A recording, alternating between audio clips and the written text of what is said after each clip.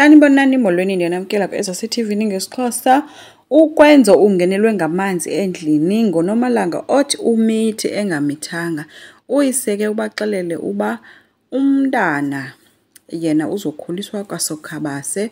Ukwenza uthe uNomalanga umntana fanele enzelwe izinto kwaDlamini wabe nonjengaye emthethelela ngapho ukwenza sithi kuSokhabase izinto azenziwa ngolu hlobo. Sokhabase uthi ke ba late lo umntana uzokhululwa kwaDlamini not ukhuliswa sesisibhanqa somfana liza ngefull ukwenzo.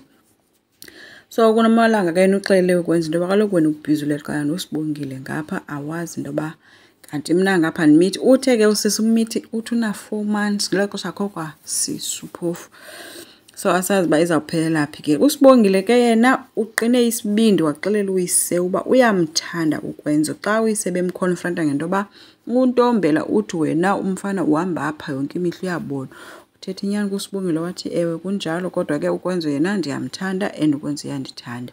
Wathi ukwenza unothando futhi uthando ke lolu kuthiwa luyakufikela. Wathi kwa ukwenza ke tata ufana nawe unothando njengawe.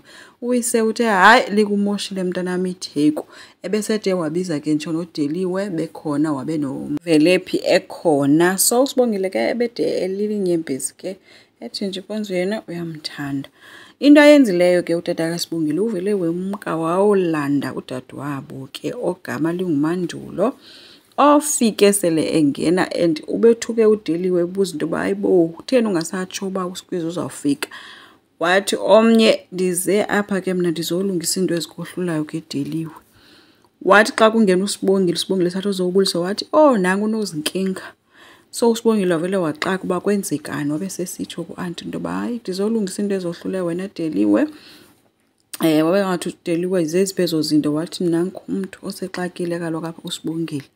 Andithi uSibongile uhamba uhlalisana namadoda eThekwini. Deliwe uthe sithi hayi ke apha kukwam ngumthetho oshaywa apha ngowam awuzukufika uzoshaya umthetho ke apha.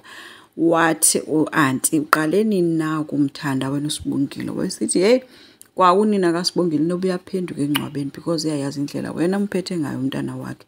Kodwa namhlanje wenza ingathi uyamthanda. Wesithi wena Sibongile siyahamba sizoya kwaDlamini sikuse. So uDeliwe ke wathi ke noba ngaphenduka ke phendula nje into engayicacanga. Sibongile ke uthe xa iphakama ethi ke ku-anti wakhe amenzele ithi bebuza noyise bamenzele kwathiwa ewe basenzele umke yazihlikihla ke ubona uba phethwe yilankani ke ngoba kuthiwa uzosiwa. Kube ngunjengaye. Unjengaye ke ubhizi kakhulu noMfundo. uNomfundo ubuye ngamandla kwaDlamini uyangena uyaphuma apha emzini kwaDlamini. Phofu uphetheni ngoyena mntu amthembayo ke uNomfundo and indlela bemvuyela ngayo mhla embona. Unjengaye uyambalisela kuba unjengaye ubuye nesikipha ke esigcwele i-make up. Unemini angazilali endlini. So zonke ezi zinto uzibalisa kuNomfundo. uNomfundo lowo ovele othe inoba hayi behaga nje ikholike emsebenzini akaqondi into yoba ngade kube kanti uyamtshithela. Uphetheni ke uthe ingumnqa le nto kanjengayo kuba kaloku usike wabhizi izinto zomsebenzi mvanje kanti oyena mntu bekumele into yoba ngoku ubhizi ngumsebenzi nguVusi because nguye umuntu osesihlalweni. Bekumele unjengaye ufree. So uNomfundo umxelele ke unjengayo uba kofuneka baqaphele uphetheni uyakroqa ngoku uthi ubone nesikipha eso sine-makeup.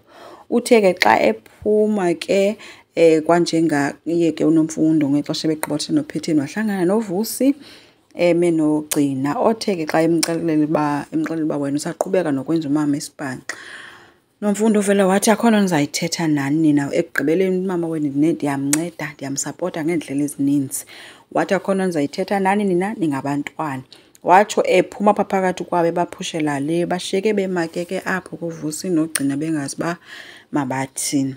Ukanti ke uphetheni yena uphezu kophando ngonjengayo ufowunele itracker yemoto apha axelelwe igama lehotel engakuyo ke imoto leyo okanye ekuyo. Wacela nehistory yezinye iimini xa ebuzwa ke uba why uthe hayi umsebenzi walapho driver wethu ungathi uhla enyuka ngale moto so sifuna ukwazi uba uhamba na umthetho ngayo. So ulapha phezu kwakhe ke ngokuphetheni azibuzawuthini ke ngoxa efumanisa into yoba oyena mntu omenza le nto ngulo mntu amthembe kakhulu uNomfundo. Ile nto kuthiwa ke ungabe umthembi umntu themba ilitye.